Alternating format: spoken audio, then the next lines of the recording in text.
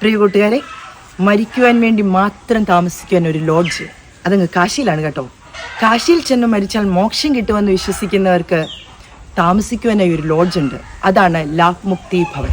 ഇത് 2 നിലകളിലായി 10ഓളം മുറികളാണുള്ളത്. ഓരോ മുറിയിലും ഒരു തടിയുടെ കട്ടിലും അതിനോട് ചേർന്ന് തന്നെ ചെറിയൊരു അലമാരയുമുണ്ട്.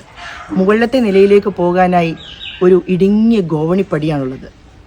എപ്പോഴും കത്തി നിൽക്കുന്ന ഒരു വിളക്കുമുണ്ട്. ശിവപഞ്ചാശ്രീ മന്ത്രവും അവിടെ എപ്പോഴും മുഴങ്ങിക്കേൾക്കാം. അവിടെ പൂജ ചെയ്ത് കിട്ടുന്ന തീർത്ഥവും തുളസിയിലയും ഇവിടുത്തെ അന്തേവാസികൾക്ക് നൽകാറുണ്ട്. ഇവരുടെ നിന്ന് ഈടാക്കുന്നത് ദിവസവാടകയായ വെറും 20 രൂപ മാത്രം. പണമില്ലാത്തവർക്കും ഇവിടെ സൗജന്യമായിട്ട് താമസിക്കാവുന്നതാണ്.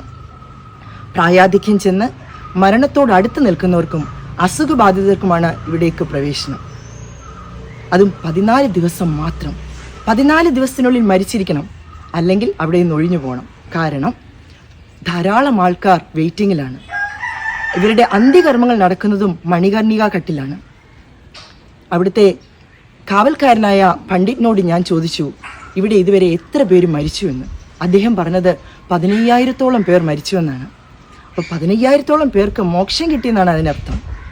ലാഭ് മുക്തി ഭവൻ സ്ഥിതി ചെയ്യുന്നത് കാശി വിശ്വനാഥ ക്ഷേത്രത്തിന് സമീപം ഗീതാ മന്ദിർ റോഡിലാണ്.